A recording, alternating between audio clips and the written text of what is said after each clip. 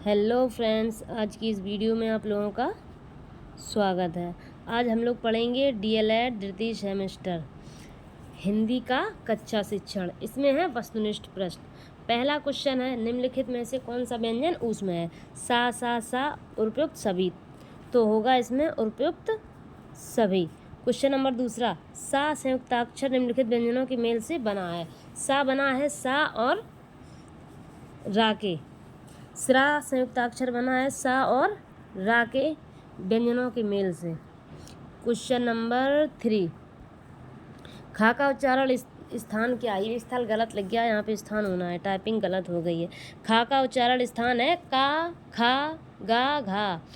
कंठ, तालु, मूर्धा, दंत, ओष्ठ, क, चट, तप। तो फिर का वाली लाइन में देखेंगे का, खा, यानी कि कंठ है ये। खा कौन सा उच्चारण? खा का उच्चारण स्थान कंठ। मुद्रा का अर्थ है, मुद्रा का अर्थ अंगूठी भी होगा, रुपया भी होगा और आकृति भी होगा, तो फिर उपयुक्त सभी। क्वेश्चन नंबर 5, अज शब्द के अर्थ हैं। अज शब्द के अर्थ हैं दशरथ के पिता। क्वेश्चन नंबर 6 पे आएंगे, जंगम का विलोम है। जंगम का विलोम है स्थावर। क्वेश्चन नंबर 7, अनुग्रह शब्द का विलोम है। अनुग्रह शब्द का विलोम आग्रह। क्वेश्चन नंबर 8, हिरस्व कौन सा नहीं है? अच्छा देखिए, हिरस्व, दीर्घ और पुलत। हिरस्व, दीर्घ और पुलत 3 प्रकार के स्वर हैं। तो हिरस्व सबसे छोटा आ, छोटी ई, ऊ और री, और दीर्घ होगा बड़ा आ, बड़ी ई, ए। तो देखिए हिरस्व स्वर कौन सा नहीं है? तो छोटा आ भी है, छोटी ई भी है, छोटा ऊ भी है। ये बड़ा आ होगा दीर्घ स्वर। तो कौन सा नहीं है? बड़ा आ नहीं है। अब देखेंगे क्वेश्चन नंबर 9, या रा लावा व्यंजन कहलाते हैं। या रा लावा अंतस्थ व्यंजन कहलाते हैं। या रा लावा अंतस्थ व्यंजन कहलाते हैं। द्वैत शब्द का अर्थ है ब्राह्मण, दांत, पक्षी या इनमें से सभी।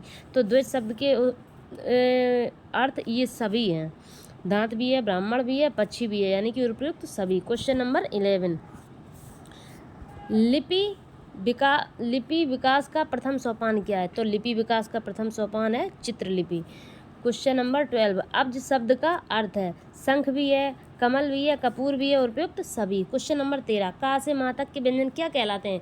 का से माँ तक के व्यंजन कहलाएंगे स्पर्श व्यंजन। कंठ, तालु, मूर्धा, दंतोस्त, ये जितने भी 25 व्यंजन होते हैं इन्हें कहते हैं स्पर्श व्यंजन। अब जाएंगे क्वेश्चन नंबर 14 पे, निम्नलिखित शब्दों में कौन सा शुद्ध है? अब देखिए, निम्नलिखित शब्दों में कौन सा शुद्ध है? यहाँ पे होगा अधीन, बा। क्वेश्चन नंबर बा, अधीन। 15, मांटेसरी विधि का उपयोग करते हैं। मांटेसरी विधि का उपयोग कैसे करते हैं? मौन वाचन, सस्वर वाचन, लेखन वाचन। मांटेसरी विधि का उपयोग करते हैं, जल्दी बताइए। लेखन शिक्षण से। मांटेसरी विधि का उपयोग कैसे करेंगे? लेखन शिक्षण से। क्वेश्चन नंबर 16, छा संयुक्ताक्षर वर्ण संयोग से बना है। छा बना है का और सा के योग से। यहाँ पे देखिए का और सा के योग से बना है छा, ये वाला। अब देखेंगे क्वेश्चन नंबर 17, पर्वत शब्द का समानार्थी शब्द है। पर्वत शब्द का समानार्थी शब्द है कूट। विरोध शब्द का विलोम है विरोध का समर्थन। सा सा हा व्यंजन कहलाते हैं उसमें अंतस्थ संयुक्त। अभी ऊपर ऐसा ही क्वेश्चन था, तीनों साथ है उसमें सा व्यंजन कहलाते हैं, तब भी ऊष्म था। यहाँ पे देखिए ऊष्म व्यंजन। क्वेश्चन नंबर 20, अहि शब्द का अर्थ है सर्प। क्वेश्चन नंबर 21, स्थावर का विलोम शब्द है जंगम। क्वेश्चन नंबर 22, निम्नलिखित में से शुद्ध शब्द है कुमुदनी, कुमुदनी, कुमुदनी, कुमुदनी, कुमुदनी, इसका है बी, कुमुदनी, ये शुद्ध शब्द है। क्वेश्चन नंबर 23, भाषा संसार का नादमय चित्र है, यह कथन किसका है? क्वेश्चन पढ़िए, भाषा संसार का नादमय चित्र है, यह कथन किसका है? तो यह कथन है सुमित्रा नंदन पंत का। यह कथन किसका है? सुमित्रा नंदन पंत का। देवनागरी लिपि की विशेषता निम्नलिखित से संबंधित नहीं है। जो बोला जाता है वही लिखा जाता है, वो तो है ही। देवनागरी लिपि में जो बोला जाता है वही लिखा जाता है। एक वर्ण में दूसरे वर्ण का भ्रम नहीं होता, बिल्कुल सही है, सारे वर्ण अलग अलग हैं। शिरोरेखा का प्रयोग अनावश्यक केवल अलंकरण के लिए किया जाता है, ये नहीं है।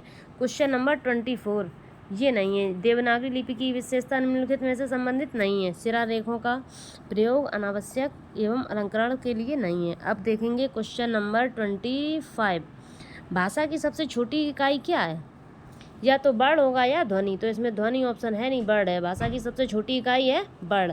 अब क्वेश्चन नंबर 26, वर्णमाला का आशय क्या है? वर्णों के व्यवस्थित समूह को वर्णमाला कहते हैं, वर्णों के व्यवस्थित समूह को वर्णमाला कहते हैं। अब देखिए क्वेश्चन नंबर 27, हिंदी भाषा के मूलतः वर्णों की संख्या मानी जाती है, कितनी मानी जाती है? 52, 52। हिंदी भाषा की मूलतः वर्णों की संख्या होती है 52। क्वेश्चन नंबर 28, अयोग्य हैं अल्प प्राण, महाप्राण, संयुक्त।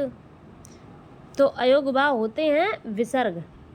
अंग और आह क्या होते हैं? अयोग्य अंग और आह, इसको कहते हैं अयोग्य। अब देखिए क्वेश्चन नंबर 29, डा तथा डा वर्ण कैसे हैं? उच्छिप्त, उच्छिप्त व्यंजन। सा का उच्चारण स्थल है तालु। क्वेश्चन नंबर 31, आनंद का विलोम शब्द विषाद, आनंद का विलोम शब्द विषाद। शुद्ध वर्तनी वाला शुद्ध है, श्रृंगार, श्रृंगार। अच्छा, इसमें तो दो श्रृंगार सेम। देखो श्रृंगार ऐसे लिखा जाएगा, ऐसे, ये देखो श्रृंगार, ये सही है। इसके बाद ये जो ऐसे लाइन खींची जाती है, यहाँ से श्रृंगार गलत हो जाता है। श्रृंगार हमेशा ऐसे लिखा जाता है। तो शुद्ध वर्तनी वाला शब्द इसमें टाइपिंग में नहीं आया है, लेकिन श्रृंगार ऐसे लिखा जाता है। अब देखिए क्वेश्चन नंबर 33, द्विज शब्द का अर्थ है दांत, पक्षी, ब्राह्मण, इनमें से सभी। तो दांत भी होगा, पक्षी भी होगा, ब्राह्मण भी होगा, तो ये सभी। क्वेश्चन नंबर 34, कबीर के सूफी गुरु कौन थे? शेख तकी। कबीर के सूफी गुरु शेख तकी थे। क्या भूलूं क्या याद करूं, ये किसकी विद्या? ये विद्या है क्या भूलूं क्या याद करूं, ये है हरवंश राय बच्चन की। लेकिन इसमें क्या पूछ रहा है? कहानी है, यात्रा वृत्तांत है, अच्छा आत्मकथा है। क्या भूलूं क्या याद करूं, हरवंश राय बच्चन की आत्मकथा है। क्वेश्चन नंबर 36, मुंशी प्रेमचंद की वह रचना जो अधूरी रह गई, वो है मंगलसूत्र। मुंशी प्रेमचंद की वह रचना जो अधूरी रह गई, मंगलसूत्र। घड़ी सात शब्द कैसा है? घड़ी सात शब्द है, संकर शब्द है। घड़ी और साज दो शब्दों से मिलकर मिला है, तो ये कैसा शब्द है? संकर, दो शब्दों से मिलकर बना है, उसे कहेंगे संकर शब्द। घड़ी और साज। रसाल शब्द, रसाल पर्यायवाची शब्द है, रसाल आम का। रसाल पर्यायवाची शब्द किसका है? आम का। क्वेश्चन नंबर 39, जिसका जन्म पहले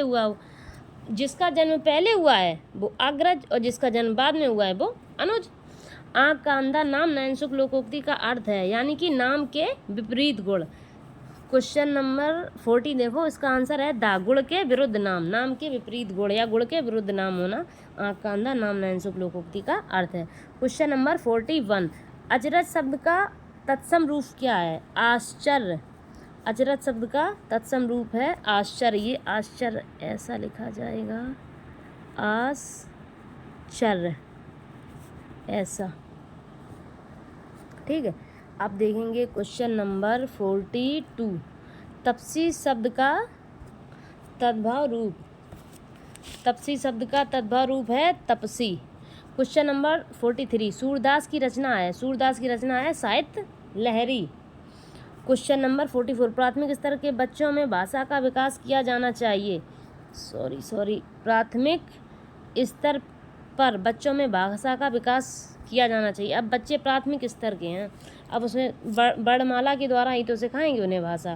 प्राथमिक स्तर पर बच्चों में भाषा का विकास किया जाता है वर्णमाला के द्वारा। रात्रि का पर्यायवाची नहीं है। क्वेश्चन नंबर 45, रात्रि का यामिनी है, विभावरी है, रैन है, यानी कि सौदामनी नहीं है। क्वेश्चन नंबर 46, विमुख का पर्याय, विमुख का विपरीतार्थक शब्द है। विमुख का है विपरीतार्थक शब्द उन्मुख। 46 का बी। क्वेश्चन नंबर 47, आंखें खुलना मुहावरे का अर्थ है। आंखें खुलना मुहावरे का अर्थ है आँख से दिखना, जल्दी से उठना या होश में आ जाना, तो है होश में आ जाना। आंखें खुलने का अर्थ होश में आ जाना। अत्यधिक शब्द में प्रयुक्त उपसर्ग है। अत्यधिक शब्द में प्रयुक्त उपसर्ग अति है। अत्यधिक शब्द में अति उपसर्ग है। मानक हिंदी का मूल आधार कौन सी बोली है? खड़ी बोली। मानक हिंदी का आधार खड़ी बोली। क्वेश्चन नंबर 50, दिए गए विकल्प में कौन सी सरस्वती का पर्यायवाची नहीं है? भारती है, वीणा पानी है, शारदा है, भार्गवी नहीं है। क्वेश्चन नंबर 51, भिक्षुक में प्रत्यय है उक, भिक्षुक में उक प्रत्यय है। लघु शब्द का विपरीतार्थक दीर्घ, लघु शब्द का विपरीतार्थक दीर्घ। 53, पूरब और उत्तर के बीच की दिशा कहलाती है ईशान। ये देखो ये होगी ईशान। पूरब और उत्तर के बीच की दिशा कहलाती है ईशान। हिंदी में स्वर होते हैं 11, हिंदी में 11 स्वर होते हैं और 33 व्यंजन होते हैं।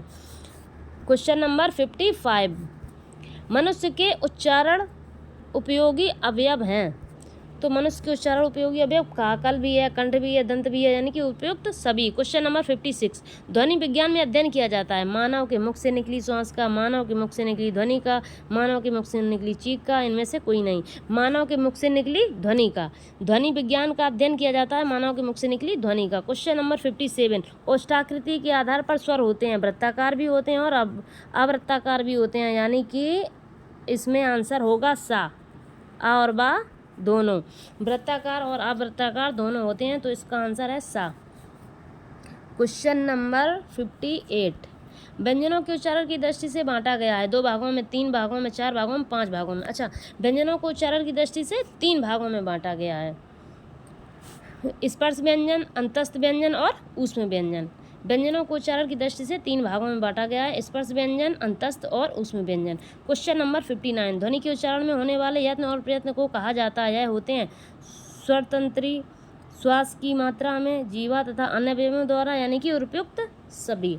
59 का होगा उपयुक्त सभी। क्वेश्चन नंबर 60, निम्नलिखित में दंत व्यंजन है। देखो, का वर्ग वाले कंठ, चा वर्ग वाले तालु, टा वर्ग वाले मूर्धा, ता वर्ग वाले दंत। तो वर्ग वाले में देखेंगे ता, था, दा, धा, ना, यानी कि ना कैसा है, दंत व्यंजन। ता, था, दा, धा, ना, निम्नलिखित में से दंत व्यंजन है ना। क्वेश्चन नंबर 61, आश्चर्य, हर्ष, शोक, उत्साह इत्यादि व्यक्त करने में प्रयोग किए जाते हैं। विस्मयादिबोधक, ऐसे उल्टी आई करके ये होता है, ऐसा चिन्ह का प्रयोग किया जाता है विस्मयादिबोधक का। इस इंग्लिश में इसे एक्सक्लेमेटरी भी बोलते हैं। उल्टी आई करके यहाँ ये उल्टी आई जो होती है उसे बोलते हैं विस्मयादिबोधक। अरे सही से नहीं रख पा रहा है, अभी रखा, इसे बोलेंगे विस्मयादिबोधक। अब क्वेश्चन नंबर 62, क्वेश्चन नंबर 62, डा वर्ण किस वर्ग में आता है। का, चा, ट, कंठ, तालु, मूर्धा, टा, ठा, डा, ढा। तो का, चा, ट, टा, ठा, डा, तो टा वर्ग में आएगा। टा, ठा, डा, ढा, डा वर्ग किस वर्ग में आता है, टा वर्ग में। क्वेश्चन नंबर 63, लेखन एक शारीरिक क्रिया है जिसमें बालकों के हाथों की गतिविधि होगा, गतिविधि करनी पड़ती है। यह कथन है मांटेश्वरी का।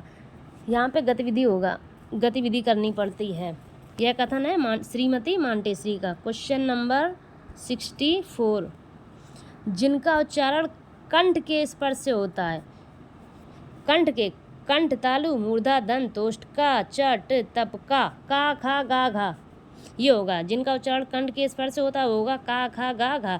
ज्ञानार्जन और ज्ञान वृद्धि का साधन है प्रत्येक निरीक्षण तथा स्वानुभाव, विचार विनिमय एवं दूसरों से शिक्षा ग्रहण करना, स्वाध्याय तथा पठनाभ्यास, उपयुक्त सभी। क्वेश्चन नंबर 66, विराम संबंधी समस्याओं का प्रमुख कारण है आत्मविश्वास का अभाव, उपयुक्त सभी, उपयुक्त में से कोई नहीं। विराम चिन्हों का ज्ञान ना होना, विराम संबंधी समस्याओं का प्रमुख कारण विराम चिन्हों का ज्ञान ना होना। जब हमें विराम चिन्हों का ज्ञान नहीं होगा तो विराम संबंधी समस्याएं के ये कारण बनेंगे। क्वेश्चन नंबर 67, विव्रत स्वर हैं, समृत छोटा होते हैं और विव्रत यानी कि जो बड़ा आ, आओ, ये है।